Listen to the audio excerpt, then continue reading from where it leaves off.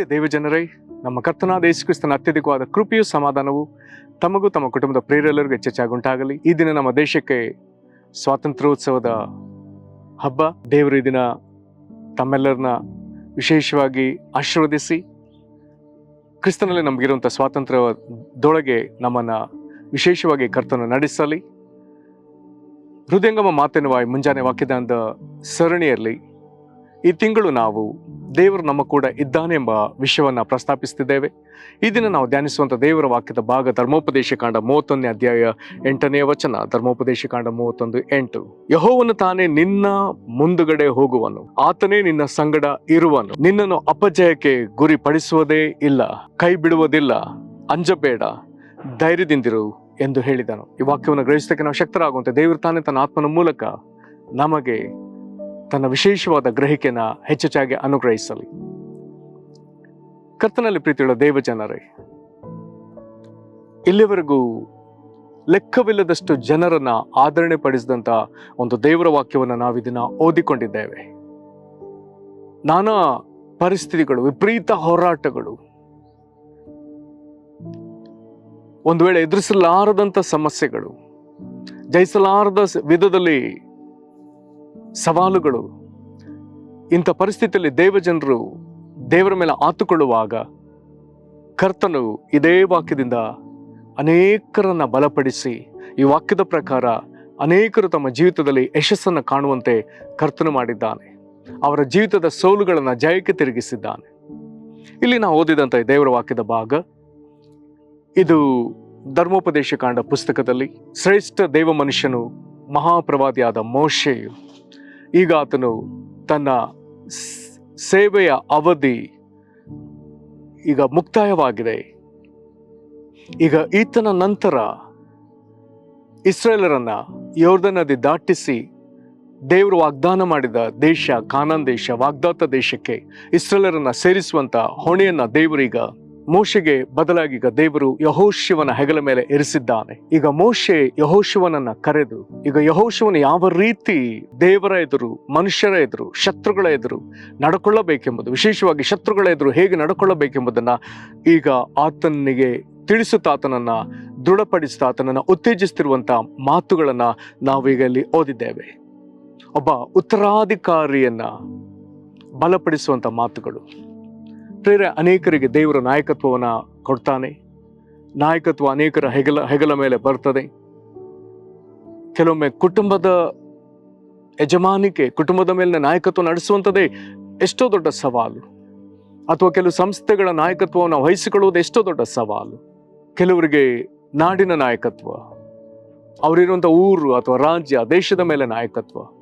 ಹಾಗಾದರೆ ನಾಯಕತ್ವ ವಹಿಸುವಂಥದ್ದು ಸುಲಭವಲ್ಲ. ಅನೇಕ ಸವಾಲುಗಳನ್ನ ಎದುರಿಸಬೇಕಾಗ್ತದೆ. ಎಲ್ಲರ ಪರವಾಗಿ ಒಂದು ಸರಿಯಾದ ತೀರ್ಮಾನ ಮಾಡಬೇಕಾಗ್ತದೆ. ಏನೇ ಹೊಣೆಗಾರಿಕೆ ಇದ್ರೂ ಅದು ಇವರಿಗೆ ಬಂದದ್ದು ನಿಲ್ತದೆ. ಎಲ್ಲವನ್ನ ಸಹಿಸಿಕೊಳ್ಳಬೇಕಾಗ್ತದೆ. ಸುಲಭ ಅಲ್ಲ. ಈಗ ಮೋಶೆ ತನ್ನ ಉತ್ತರಾಧಿಕಾರಿಯನ್ನ ಆತನ ಎದುರು ನಿಂತು ಈ ಮಾತುಗಳನ್ನು ಆತನು ಆಡಿದ್ದಾನೆ. ಇದಕ್ಕೆ ಮೊದಲು ಸಮಸ್ತ ಜನರನ್ನ ಆತನು ಉದ್ದೇಶಿಸಿ ಮಾತನಾಡ್ತಾನೆ. ಆತನು ನೇರವಾಗಿ ಹೇಳ್ತಾನೆ ಇಲ್ಲಿ ಈ 31ನೇ ಅಧ್ಯಾಯದ ಧರ್ಮೋಪದೇಶಗಳ 31ನೇ ಅಧ್ಯಾಯದ 2ನೇ ವಚನದಲ್ಲಿ, ಅವನಿಗೀಗ 120 ವರ್ಷವಾಗಿದೆ, ವಿಶೇಷ ಕಾರ್ಯಗಳನ್ನ ನಿರ್ವಹಿಸುವುದು ಈಗ ಮೋಶೆಯಿಂದ ಸಾಧ್ಯವಿಲ್ಲ ಎಂಬುದಾಗಿ ಹೇಳ್ತಾನೆ. ಈಗ ಯೊರ್ದನ್ ನದಿಯನ್ನು ಇವರು ದಾಟಬೇಕಾಗಿದೆ, ಆದರೆ ಮೋಶೆ ದಾಟುವ ಹಾಗಿಲ್ಲ ಎಂಬುದನ್ನ ಇಲ್ಲಿ ಆತನು ಜನರ ಎದುರು, ಈ ಸಮಸ್ತ ಇಸ್ರೇಲರ ಎದುರು ಅದನ್ನ ದೃಢವಾಗಿ ಆತನು ಹೇಳಿಕೊಳ್ತಾನೆ. ಮತ್ತು ದೇವರೇ ಇವರಿಗಿಂತ ಮುಂದಾಗಿ ಸೇನಾ ನಾಯಕನಾಗಿ ಹೋಗುವುದನ್ನು ಆತನಲ್ಲಿ ಸೂಚಿಸ್ತಾನೆ. ಅವರು ಯಾವ ರೀತಿ ಅಲ್ಲಿ ಶತ್ರುಗಳನ್ನ ಎದುರಿಸುವಾಗ ಯಾವ ರೀತಿ ಇರಬೇಕೆಂಬುದನ್ನ ಜನರಿಗೆ ತಿಳಿಯಪಡಿಸ್ತಾನೆ, ಅವ್ರನ್ನ ಹುರಿದುಂಬಿಸ್ತಾನೆ. ನಂತರದಲ್ಲಿ 7-8 ವಚನಕ್ಕೆ ಬರುವಾಗ ಇವರಿಗೆ ಮುಂದಾಳತ್ವ ಈಗ ಮುಂದಾಳಾಗಿ, ಸಮಸ್ತ ಇಸ್ರೇಲರಿಗೆ ಮುಂದಾಳಾಗಿ, ಸೇನಾಪತಿಯಾಗಿ ಅಥವಾ ಸೇನಾ ನಾಯಕನಾಗಿ, ದೇಶದ ನಾಯಕನಾಗಿ, ಎಲ್ಲರ ಪ್ರವಾದಿಯಾಗಿ, ದೇವರಲ್ಲಿರುವಂತಹ ಮನುಷ್ಯನಾಗಿ ಮುನ್ನಡೆಯುವಂತ ಯೆಹೋಶುವನನ್ನ ಈಗ ಬಲಪಡಿಸುವಂತೆ ಈಗ ಈತನು 7-8 ವಚನಗಳಲ್ಲಿ ಮಾತನಾಡ್ತಾನೆ. ಆತನು ಹೇಳ್ತಾನೆ, ಆಗ ಮೋಶೆ ಯೆಹೋಶುವನನ್ನು ಕರೆದು ಇಸ್ರಾಯೇಲರೆಲ್ಲರ ಮುಂದೆ ಅವನಿಗೆ ಪ್ರೇರ ಒಂದು ನಿಸ್ವಾರ್ಥವಾದ ಒಂದು ಕಾರ್ಯ. ತಂದೆಯೋಪಾದಿಯಲ್ಲಿ ತನಗಿಂತಲೂ ಕಿರಿಯವನಾದ ಯೆಹೋಶುವನನ್ನ ಕರೆದು ಅವನನ್ನ ಈಗ ಬಲಪಡಿಸ್ತಿದ್ದಾನೆ. ಪ್ರಿಯರೇ, ಹಿರಿಯ ನಾಯಕರು ತಮ್ಮ ಮುಂದಿನ ಪೀಳಿಗೆ ನಾಯಕರನ್ನ ಯಾವ ರೀತಿ ನೋಡಬೇಕು, ನೋಡಿಕೊಳ್ಳಬೇಕೆಂಬುದನ್ನು ಸೂಚಿಸುವಂಥ ಒಂದು ಒಳ್ಳೆಯ ವಚನ, ಒಂದು ವಿಶಾಲ ಹೃದಯವನ್ನ ಕಲಿಸುವಂಥ ವಚನ. ಅವರ ವಿಷಯದಲ್ಲಿ ಮುಂದಿನ ಪೀಳಿಗೆಯವರು, ಮುಂದಿನ ನಾಯಕರ ಕುರಿತಾಗಿ ಒಳ್ಳೆಯ ರೀತಿಯಲ್ಲಿ ಚಿಂತಿಸುವಂತೆ, ಅವರಿಗೆ ಒಳ್ಳೆಯ ಸಂಗತಿಗಳನ್ನು ಹೇಳಿ ಅವ್ರನ್ನ ಬಲಪಡಿಸುವಂತೆ ಮಾಡುವಂಥ ಸೊಗಸಾದ ವಚನವಿದು. ಇದನ್ನು ನಾವು ಕಲಿಯತಕ್ಕದ್ದೇ.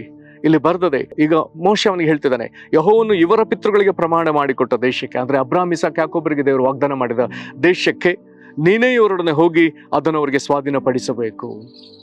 ಯೆಹೋಶುವ ಹೇಳ್ತಾನೆ, ನೀನು ಇವ್ರ ಜೊತೆ ಹೋಗಿ ನೀನು ಅದನ್ನು ಸ್ವಾಧೀನಪಡಿಸ್ಬೇಕು. ಹಾಗಾದ್ರೆ ನಿನ್ನ ಮೇಲೆ ಒಂದು ದೊಡ್ಡ ಜವಾಬ್ದಾರಿ ಇದೆ ಯೆಹೋಶುವ.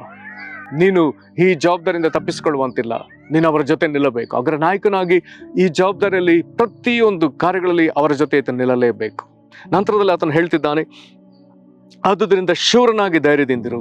ಇಲ್ಲಿ ಇವನ ಮನಸ್ಸನ್ನ ಅಧೈರ್ಯಪಡಿಸಿಕೊಳ್ಳುವುದಕ್ಕಾಗಿ ಇಲ್ಲಿ ನೀನು ಹೋಗಬಾರ್ದೆಂಬುದನ್ನು ಹೇಳ್ತಿದ್ದಾನೆ. ನೀನು ಧೈರ್ಯದಿಂದಿರಬೇಕು, ಶೂರನಾಗಿರಬೇಕೆಂಬುದಾಗಿ ಹೇಳ್ತಿದ್ದಾನೆ. ಎಂಥ ಒಳ್ಳೆಯ ವಿಷಯ. ಪರಿಸ್ಥಿತಿಗಳು ನಮ್ಮನ್ನು ಅಲುಗಾಡಿಸುವಂತೆ ಕಾಣ್ತದೆ ಅಥವಾ ಅಲುಗಾಡಿಸಲು ಪ್ರಯತ್ನಿಸ್ತದೆ, ಆದರೆ ಅದರ ನಡುವೆ ನೀನು ಧೈರ್ಯದಿಂದಿರು, ಶೂರನಾಗಿರು. ಮುಂದುವರೆದ ಹೇಳ್ತದೆ, ಯೆಹೋವನು ತಾನೇ ನಿನ್ನ ಮುಂದುಗಡೆ ಹೋಗುವನು. ನೇರವಾಗಿ ಹೇಳ್ತಿದ್ದಾನೆ, ದೇವರು ನಿನ್ನ ಮುಂದುಗಡೆ ಹೋಗ್ತಾನೆ. ಪ್ರೇರೆ ವಾಕ್ಯ ಕೇಳ್ತಿರುವಂತ ನಮಗೂ ಈ ಮಾತುಗಳು ದೊಡ್ಡ ಆದರಣೆಯನ್ನು ಅನುಗ್ರಹಿಸಲಿ. ನಿಮ್ಮ ಮುಂದಾಗಿ ದೇವರು ಹೋಗುವನಾಗಿದ್ದಾನೆ. ಹೇಗೆ ಮೋಶೆಯ ಸಂಗಡ ದೇವರಿದ್ದನು, ಹೇಗೆ ಯೆಹೋಶುವನ ಸಂಗಡ ದೇವರಿದ್ದನು, ಹಾಗೆ ನಿನ್ನ ಸಂಗಡಲೂ ಇದ್ದು ನಿನಗಿಂತ ಮುಂದಾಗಿ ಆತನು ಹೋಗುವನಾಗಿದ್ದಾನೆ. ಮತ್ತು ಆತನೇ ನಿನ್ನ ಸಂಗಡ ಇರುವನು. ಮುಂದಾಗಿ ಹೋಗುವ ದೇವರು ಮುಂದಾಗಿ ಮಾತ್ರವಲ್ಲ, ದೇವರು ಮುಂದಾಗಿ ಹೋಗುತ್ತಲೇ ಯೆಹೋಶುವನ ಸಂಗಡಲೂ ಇದ್ದಾನೆ, ನಾಯಕನ ಸಂಗಡ ಇದ್ದಾನೆ. ನಾಯಕತ್ವವನ್ನು ವಹಿಸಿರುವಂತ ಪ್ರಿಯರೇ, ಹಾಗಾದ್ರೆ ದೇವರು ನಿಮ್ಮ ಮುಂದಾಗಿ ಹೋಗುತ್ತಾ ನಿಮ್ಮ ಸಂಗಡಲೂ ಇದ್ದಾನೆ. ಇದೇ ವಾಕ್ಯದ ಪ್ರಕಾರ ಆತನು ಹೇಳ್ತಿದ್ದಾನೆ, ನಿನ್ನನ್ನು ಅಪಜಯಕ್ಕೆ ಗುರಿಪಡಿಸುವುದೇ ಇಲ್ಲ. ಎಂಥ ಒಳ್ಳೆ ವಾಗ್ದಾನ, ಎಂಥ ಒಳ್ಳೆ ಉತ್ತೇಜಿಸುವಂತ ಮಾತು. ದೇವರು ನಿನ್ನ ಮುಂದಾಗಿ ಹೋಗೋದ್ರಿಂದ, ದೇವರು ನಿನ್ನ ಸಂಗಡಲಿರುವುದರಿಂದ ನಿನಗೆ ಅಪಜಯವೆಂಬುದು ಇಲ್ಲ, ನಿನ್ನನ್ನು ಅಪಜಯಕ್ಕೆ ಗುರಿಪಡಿಸುವುದೇ ಇಲ್ಲ. ಅಪಜಯ ಕಳಕೊಳ್ಳುವಂತ ಸ್ಥಿತಿ, ಅಪಜಯ ಅವಮಾನಕ್ಕೊಳಗಾಗುವಂತ ಸ್ಥಿತಿ. ಆದ್ರೆ ಇದ್ಯಾವುದು ನಿನಗೆ ಸಂಭವಿಸಲಿಲ್ಲ ಎಂಬುದಾಗಿ ಹೇಳ್ತಾನೆ. ಅಪಜಯ ಶತ್ರುಗಳೆದುರು ಕೆಳಮಟ್ಟಕ್ಕೆ ದೊಬ್ಬಲ್ಪಟ್ಟ ಸ್ಥಿತಿ, ದೇವರು ಅದಕ್ಕೆ ಹಾಗೆ ತಳ್ಳುವುದಿಲ್ಲ ಎಂಬುದಾಗಿ ಹೇಳ್ತಾನೆ. ಬದಲಾಗಿ ಶತ್ರುಗಳನ್ನ ಕೆಳಕ್ಕೆ ದೊಬ್ಬಿ ನಿನ್ನನ್ನು ಮೇಲೆ ಕೆತ್ತುತ್ತಾನೆ. ದೇವರಿಗೆ ಸ್ತೋತ್ರ. ಮುಂದುವರೆದ ಹೇಳ್ತಾನೆ, ದೇವ್ರು ಮಾಡುವಂತ ಕಾರ್ಯ, ದೇವ್ರು ನಮ್ಮನ್ನು ಅಪಜಯಕ್ಕೆ ಒಳಪಡಿಸುವುದಿಲ್ಲ. ಮುಂದುವರೆದು ಹೇಳ್ತಾನೆ, ಕೈ ಬಿಡುವುದಿಲ್ಲ. ಎಂಥದೇ ಪರಿಸ್ಥಿತಿಯಲ್ಲೂ ನಾವು ಕೈ ಬಿಡಲ್ಪಟ್ಟ ಸ್ಥಿತಿಯಲ್ಲಿ ನಾವು ನಮ್ಮನ್ನು ನೋಡಿಕೊಂಡ್ರು, ಈ ವಾಕ್ಯದಲ್ಲಿ ಸ್ಪಷ್ಟವಾಗಿದೆ, ದೇವರು ನಮ್ಮನ್ನ ಕೈ ಬಿಡುವುದಿಲ್ಲ. ನಮಗೆ ದಾರಿ ತೋಚದ ಪರಿಸ್ಥಿತಿ ಇರಬಹುದು, ಪರಿಸ್ಥಿತಿ ಕಠಿಣವಾಗಿ ಕಾಣಬಹುದು, ಇನ್ನು ನಮ್ಮಿಂದ ಏನು ಸಾಧ್ಯವಿಲ್ಲ ಎಂಬುದಾಗಿ ಅನ್ನಿಸಬಹುದು. ಕೆಲವು ಭಕ್ತರು ಪ್ರಾರ್ಥಿಸ್ತಾರೆ, ದೇವರೇ ನನ್ನ ಕೈ ಬರಿದಾಗಿದೆ, ನನ್ನಿಂದ ಏನೂ ಸಾಧ್ಯವಿಲ್ಲ, ನಾನಿನ್ನು ಒಂದು ಇಂಚು ಹೆಜ್ಜೆ ಇಟ್ಟು ಮುಂದೆ ಹೋಗುವುದಕ್ಕೆ ನನಗೆ ಸಾಧ್ಯವಿಲ್ಲ, ನನಗೆ ನೆರವಾಗು. ಇತ್ತೀಚಿನ ಕಾಲದಲ್ಲಿ ಹೀಗೆ ಪ್ರಾರ್ಥಿಸಿದ ಕೆಲವು ಭಕ್ತರು ಅವರದನ್ನ ಅನುಭವಗಳನ್ನ ಹೇಳಿಕೊಂಡಿದ್ದಾರೆ.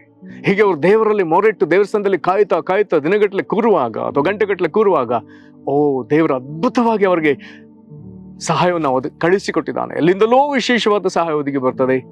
ಅದು ನಮ್ಮ ಜ್ಞಾನಕ್ಕೆ ನಿಲುಕದ ವಿಚಾರ. ಕೈ ಬಿಡುವುದಿಲ್ಲ.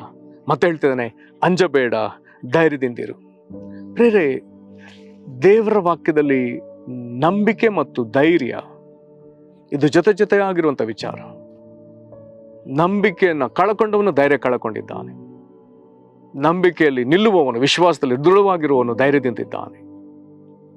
ಹಾಗಾದ್ರೆ ದೇವರನ್ನೇ ನೋಡ್ತಾ ಹಾಗಾದ್ರೆ ನಂಬಿಕೆ ಯಾರ ಮೇಲೆ? ನಂಬಿಕೆ ದೇವರ ಮೇಲೆ. ಹಾಗಾದ್ರೆ ದೇವರನ್ನೇ ನೋಡುತ್ತಾ ದೇವರನ್ನೇ ಆಶ್ರಯಿಸ್ತಾ ಇರುವ ಮನುಷ್ಯನಿಗೆ ನಂಬಿಕೆ ಅಲ್ಲಿ ದೇವರ ಮೇಲೆ ಅದು ಸ್ಥಿರವಾಗಿರೋದ್ರಿಂದ ಇವನೊಳಗಿನ ಧೈರ್ಯವೂ ಅದು ಸ್ಪಷ್ಟವಾಗಿದೆ, ಇವನೊಳಗಿನ ಧೈರ್ಯವೂ ಅಚಲವಾಗಿದೆ.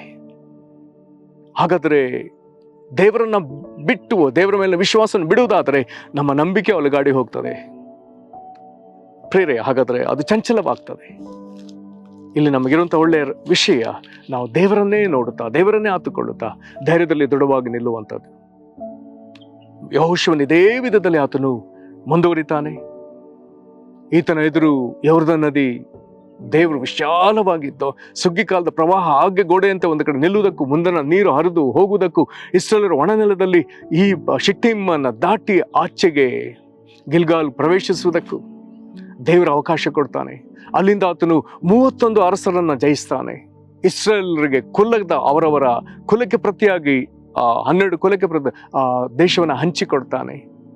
ಎಲ್ಲ ಕಾರ್ಯಗಳನ್ನ ಆತನು ಪೂರೈಸ್ತಾನೆ. ದೇವರು ಅವನೊಂದಿಗಿದ್ದು ಅವನಿಗೆ ದೊಡ್ಡ ಸಫಲತೆಯನ್ನು ಅನುಗ್ರಹಿಸ್ತಾನೆ. ಕರ್ತನಲ್ಲಿ ಪ್ರೀತಿಯುಳ್ಳ ದೇವ ಜನರೇ, ಮೋಶೆಯೊಂದಿಗಿದ್ದ ದೇವರು ಈಗ ಯೆಹೋಶುವನೊಂದಿಗಿರುವ ದೇವರು, ಕರ್ತನಲ್ಲಿ ಪ್ರಿಯರೇ, ಈ ದಿನ ನಿಮ್ಮೊಂದಿಗೂ ಹಾಗೆ ಇದ್ದಾನೆ. ಈ ಕಾರ್ಯಗಳನ್ನ ದೇವರು ಈ ದಿನದಲ್ಲಿ ನಮ್ಮನ್ನು ಬಲಪಡಿಸುವುದಕ್ಕಾಗಿ ಆಗಿನ ಕಾರ್ಯಗಳನ್ನ ಬರೆಸಿಟ್ಟಿದ್ದಾನೆ. ನಾವು ಮೊನ್ನೆವರೆಗೂ ನೋಡಿದ್ದೇವೆ, ತಲೆಮಾರುಗಳನ್ನು ಆತನು ಪೋಷಿಸ್ತಾ ಸಲುತ್ತಾ ಬರುತ್ತಿರುವಂಥ ದೇವರು, ಮೋಶೆ ಯೆಹೋಶುವನಿಗೆ ನೆರವಾದ ದೇವರು ಈ ದಿನ ನಿನ್ನ ಜೀವಿತದಲ್ಲಿ ಹಾಗೇ ನೆರವು ನೀಡುವ ದೇವರಾಗಿದ್ದಾನೆ. ನಿನ್ನನ್ನು ಕೈ ಬಿಡದೆ, ನಿನ್ನ ಸಂಗಡಲೇ, ನಿನ್ನ ಮುಂದುಗಡೆಯೂ ನಿನ್ನ ಜೊತೆಗೂ ನಿನ್ನ ಕೈ ಬಿಡದೆ ನಿನ್ನ ಸಂಗಡಲೇ ಇದ್ದು ನಿನ್ನೆಲ್ಲಾ ಕಾರ್ಯಗಳಲ್ಲಿ ಸಫಲವಾಗುವಂತೆ, ನಿನ್ನನ್ನು ಅಪಜಯಕ್ಕೆ ಗುರಿಪಡಿಸದೆ ಇರುವಂಥ ದೇವರು ನಿನ್ನೊಂದಿಗಿದ್ದಾನೆ. ಆತನಿಗೆ ನಮ್ಮನ್ನು ಒಪ್ಪಿಸಿಕೊಡೋಣ, ಆತನ ಮೇಲೆ ಆತುಕೊಳ್ಳೋಣ. ನಮ್ಮ ವಿಶ್ವಾಸವನ್ನು ಆತನ ಮೇಲೆ ಗಟ್ಟಿಯಾಗಿಡುವುದಕ್ಕಾಗಿ ದೇವರಾತ್ಮನ ಸಹಾಯವನ್ನು ಕೇಳಿಕೊಳ್ಳೋಣ. ವಾಕ್ಯವನ್ನು ಹೆಚ್ಚು ಕೇಳಿಸಿಕೊಳ್ತೋ ಅಷ್ಟು ನಮ್ಮ ವಿಶ್ವಾಸ ಬಲಗೊಳ್ತದೆ ಎಂಬುದಾಗಿ ವಾಕ್ಯ ಹೇಳ್ತದಲ್ಲ. ಹಾಗಾಗಿ ಹೆಚ್ಚೆಚ್ಚು ವಾಕ್ಯವನ್ನು ತುಂಬಿಸಿಕೊಡೋಣ, ಪ್ರಾರ್ಥನೆ ಮಾಡೋಣ. ಮಹಾಕೃಪೆಳ ಪರಲೋಕ ತಂದೆ, ಮೋಶೆಯೊಂದಿಗಿದ್ದ ದೇವರೇ, ಅದೇ ವಿಧದಲ್ಲಿ ಯೆಹೋಶುವನೊಂದಿಗೆ ಇದ್ದನೆಂಬುದಾಗಿ ಯೆಹೋಶುವನಿಗೆ ವಾಗ್ದಾನ ಕೊಟ್ಟ ದೇವರೇ, ಕರ್ತನೇ, ಯೆಹೋಶುವನ ಮೇಲೆ ಈಗ ಎಷ್ಟು ದೊಡ್ಡ ಜವಾಬ್ದಾರಿ. ಲಕ್ಷೋಪಲಕ್ಷ ಇಸ್ರಾಯೇಲರನ್ನು ಕರ್ಕೊಂಡು ಶಿಟ್ಟಿಮನ್ನು ಬಿಟ್ಟು ಯೊರ್ದನ್ ನದಿಯನ್ನು ದಾಟಿ ಗಿಲ್ಗಾಲ್ ಪ್ರವೇಶಿಸಿ ಅಲ್ಲಿಂದ ಅನೇಕ ಯುದ್ಧಗಳನ್ನು ಮಾಡಿ ಹೆಚ್ಚು ಕಡಿಮೆ 31 ಅರಸರ ಮೇಲೆ ಯುದ್ಧವನ್ನು ಮಾಡಿ ಅವರನ್ನ ಜಯಿಸಿ, ಕರ್ತನೆ, ಆ ಭೂಪ್ರದೇಶವನ್ನ ಇಸ್ರೇಲ್ನ 12 ಕುಲಗಳಿಗೆ ಹಂಚುವಂತ ಎಲ್ಲಾ ಕಾರ್ಯಗಳನ್ನ ಪರಿಪೂರ್ಣವಾಗಿ ಮಾಡಿ ಮುಗಿಸುವಂತ ಒಂದು ದೊಡ್ಡ ಹೊಣೆಯನ್ನ ಕರ್ತನೆ ಯೆಹೋಶುವನಿಗೆ ನೀನು ಇಟ್ಟಿ ಸ್ವಾಮಿ. ಯೆಹೋಶುವನು ಪೂರ್ಣ ಜಯಶಾಲಿ ಆದನಲ್ಲ, ಆತನು ಎಲ್ಲಿಯೂ ಸೋಲು ಕಾಣಲೇ ಇಲ್ಲವಲ್ಲ. ಕರ್ತನೆ, ಇಂಥ ಕೃಪೆನ ಆತನಿಗೆ ಒದಗಿಸಿದ ದೇವರೇ, ಈ ದಿನಗಳಲ್ಲಿ ಕರ್ತನೆ ಇವುಗಳನ್ನ ಓದಿ ಕರ್ತನೆ ತಲೆಮಾರುಗಳು ಗತಿಸಿದ್ರು ನೀನು ಏಕರೀತಿಯಾಗಿದ್ದು ಪ್ರತಿ ತಲೆಮಾರನ್ನ ಮುನ್ನಡೆಸುವಂತ ದೇವರೇ, ಈ ದಿನ ಕರ್ತನೆ ನೀನು ನಮ್ಮ ಸಂಗಡ ಹೀಗೆ ಇದ್ದು ಎಂಬುದನ್ನು ನಾವು ನಂಬುವುದಕ್ಕೆ ಈ ವಾಕ್ಯವನ್ನು ನಮಗೆ ಕೊಟ್ಟದಕ್ಕಾಗಿ ಸ್ತೋತ್ರ. ಕರ್ತನೆ, ವಾಕ್ಯವನ್ನು ಕೇಳಿ ದೇವರೇ, ಹೀಗೆ ನೀನು ನಮಗೂ ಮನಮರಗಬೇಕೆಂಬುದಾಗಿ, ನೀನು ಇದೇ ವಿಧದಲ್ಲಿ ನಮಗೆ ಆಧಾರನಾಗಿ ಸಹಾಯ ಮಾಡಬೇಕೆಂಬುದಾಗಿ ಅಂಗಲಾಚಿತಿರುವಂತಹ ಪ್ರಿಯರನ್ನು ದಯಮಾಡಿ ಕನಿಕರಿಸಿ ಸ್ವಾಮಿ. ಇವರ ಎದುರಿರುವಂತಹ ಹೋರಾಟಗಳು, ಇವರ ಜೀವಮಾನ ಪೂರ್ತಿ ಇರುವಂತಹ ಹೋರಾಟಗಳನ್ನ ಇದೇ ವಿಧದಲ್ಲಿ ಜಯಿಸುವಂತೆ ಯೆಹೋಶುವನೊಂದಿಗಿದ್ದ ದೇವರೇ, ಇವರೊಂದಿಗಿದ್ದು ಇವ್ರನ್ನ ಬಲಪಡಿಸಿರಿ. ನಾಯಕತ್ವದ ಜವಾಬ್ದಾರಿಯನ್ನು ಹೊತ್ತಿರುವಂತಹ ಪ್ರಿಯರೊಂದಿಗಿದ್ದು ಇವ್ರನ್ನ ನಡೆಸಿರಿ ಸ್ವಾಮಿ. ಯೆಹೋಶುವನು ಹೇಗೆ ನಿನ್ನ ಮೇಲೆ ಪರಿಪೂರ್ಣವಾಗಿ ಆತುಕೊಂಡಿದ್ದನೋ, ನಾಯಕತ್ವದ ಸ್ಥಾನದಲ್ಲಿರುವಂತಹ ಪ್ರತಿಯೊಬ್ಬೊಬ್ಬರು ನಿನ್ನ ಮೇಲೆ ಹೀಗೆ ಆತುಕೊಳ್ಳಲಿ. ಕರ್ತನೆ, ಯೆಹೋಶುವನ ಜೊತೆ ಇದ್ದು ಆತನಿಗೆ ಸಫಲತೆಯನ್ನು ಕೊಟ್ಟು ಯಶಸ್ಸನ್ನು ಕೊಟ್ಟು ಜಯ ಕೊಟ್ಟ ದೇವರೇ, ಇವರಿಗೂ ಹಾಗೆ ಸಫಲತೆ, ಯಶಸ್ಸು, ಜಯವನ್ನು ಕೊಡಬೇಕೆಂಬುದಾಗಿ ನಮ್ಮ ಕರ್ತನಾದ ಯೇಸು ಕ್ರಿಸ್ತನ ಹೆಸರಲ್ಲಿ ಬೇಡಿದ್ದೇವೆ ನಮ್ಮ ತಂದೆಯೇ, ಆಮೆನ್. ಕರ್ತನು ನಿಮ್ಮನ್ನು ಆಶೀರ್ವದಿಸಲಿ. ವಂದನೆ.